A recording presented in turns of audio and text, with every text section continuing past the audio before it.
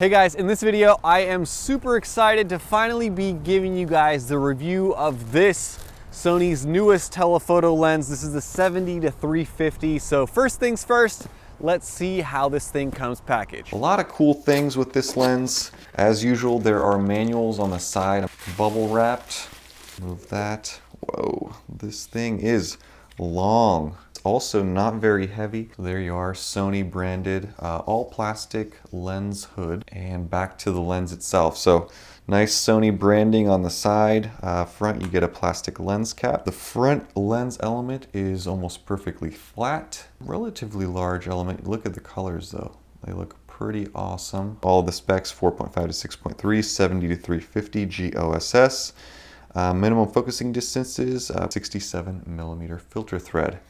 Around the back, you have a plastic lens cap, just an APS-C cutout, electronic connections. This does have autofocus, stabilization, all of that fun stuff. Around the side, interestingly, I've never seen exposed Phillips head screws on a Sony lens before. That has to be a first for me, but there are two of them there. You can see there's an autofocus and manual focus switch.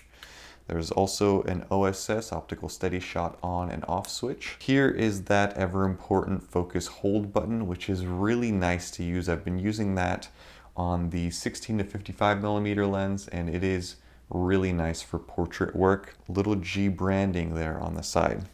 On the top of the lens, very similar to the 16 to 55. This looks just really nice and premium. I like that Sony is doing this with its newer lenses. And then just up here is a lock switch to lock the zoom ring in place. That way it doesn't extend on accident if you're moving it around or if you've packed it away. Speaking of the zoom ring, here it is. So 70 all the way to 350.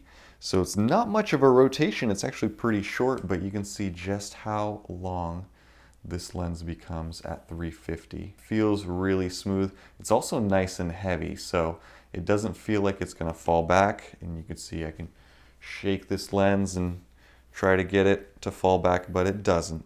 So it will stay in place at whatever focal length you keep it at. Then the focus ring, interestingly, is towards the back, which is different. The focus ring is not mechanical, it's just electronic. It is nice and smooth. It's a little bit on the lighter side. You're probably not going to be using manual focus with this lens anyway. Let's put this on the camera and see what sort of images we get with it. Here is what the lens looks like mounted on my A6400. This is with the lens hood attached, 350mm. If you convert that to full frame equivalent, that is 525mm, which is a huge lens on a full frame camera, also very expensive, I might add. So this thing is packing a lot in a relatively small size. It feels just as well built as the 16 to 55mm lens, although it's not as heavy as that lens. Or at least it doesn't feel as heavy. So it's an expensive lens, but it also feels really nice in the hand, so Sony did a good job with this one. So there's no question that this lens looks and feels great in the hands, but the biggest question is, how does it perform? Here are some sample photos and videos, all taken handheld with this camera, the Sony a6400. No post-processing, no editing of any kind. These are JPEGs straight out of the camera. Here we go.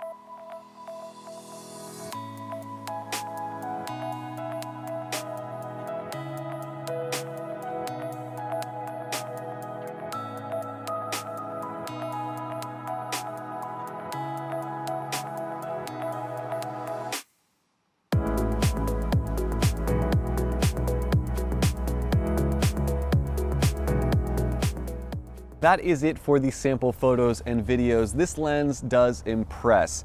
It was a lens that I didn't expect very much from in the beginning. When it was announced, I thought it was a bit too pricey, but I see the appeal now. And this is coming from someone that doesn't really use telephoto lenses all that often. The only telephoto lens that I currently own is the Sony, very inexpensive 55 to 210 millimeter.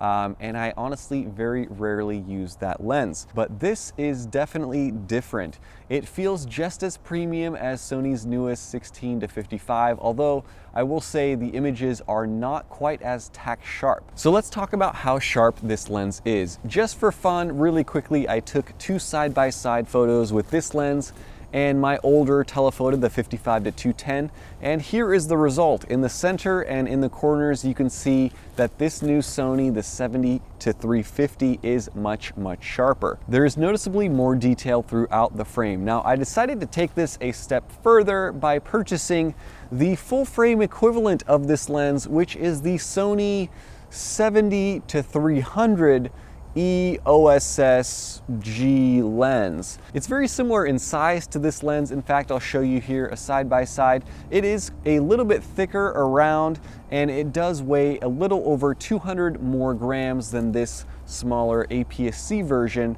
even though this has a longer telephoto reach at 350 millimeters versus just 300 on the full frame equivalent. What happens when you take the exact same photo with both of these lenses? Well, surprisingly, this Sony 70 to 350 was even sharper than the full frame 70 to 300. Now, not by a large margin, but you can see in the corners here that it is noticeably sharper. Again, not significant, but it is noticeable. And that is impressive for a lens that is this compact, and it costs the exact same as the full frame equivalent, even though it gives you an extra 50 millimeter on the telephoto side. I wasn't able to find a weak point in the focal length either. At 70 millimeters, this lens is nice and sharp even in the corners, and even all the way out to 135, 200, and 350. It's not like the image gets softer, unlike some other Sony lenses, even some Zeiss lenses that kind of fall apart on the telephoto end.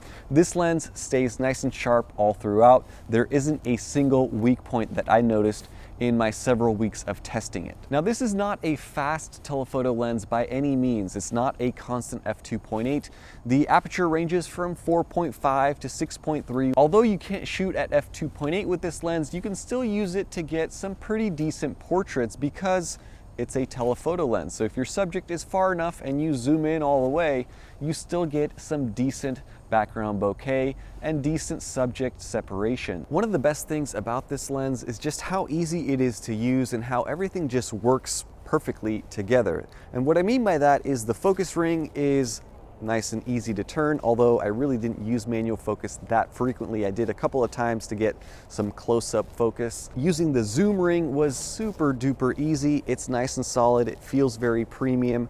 The autofocus is amazing on this lens. Not only is it perfectly silent, but it's also very accurate and very quick. I did a little comparison with the 55 to 210, and the autofocus on this lens here blows it away. So even for fast action stuff, like if you're gonna be buying a lens like this to take video or photos of your kids playing soccer, you saw the sample photos of my wife playing soccer.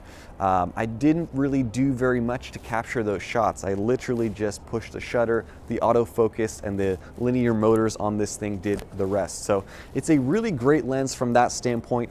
Do I wish it was a little bit faster? Yes. I mean, it would be great to have something like this that's f2.8 or a constant f4 even, but that would be a much bigger lens, it would be a much heavier lens, and it would be a much more expensive lens that I don't know if I would pay that much money for. So what's the big takeaway with this lens, and what is my conclusion? Well, it's another hit from Sony. I have to say, I am pleasantly surprised with how much I've enjoyed using this lens. And again, this is coming from someone who's not really a telephoto lens shooter. If you are looking for a good telephoto lens that's gonna give you a huge zoom range, that's gonna allow you to take some decently wide stuff outside and then zoom in all the way and, you know, take photos of birds or planes or whatever else that you want to zoom into, this is definitely a lens that you should check out. Up until this lens, there really hasn't been a good true telephoto lens for Sony E-mount.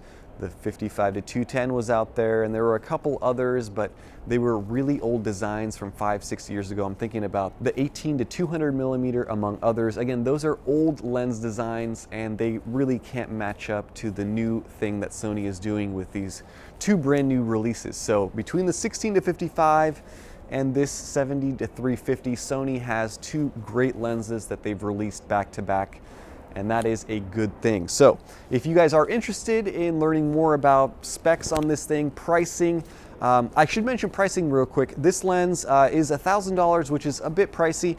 It has gone on sale already for $900, so I expect in the near future it'll probably hit $900 and maybe even below.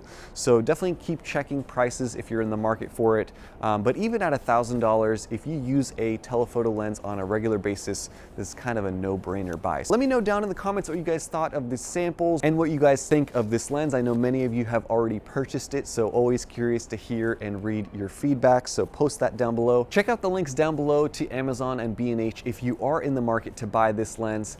Thank you guys for all of your likes, comments, and support. Stay tuned for more. I have a comparison between this lens and the 55-210 coming out in a couple of days. See you guys in that video. Bye-bye.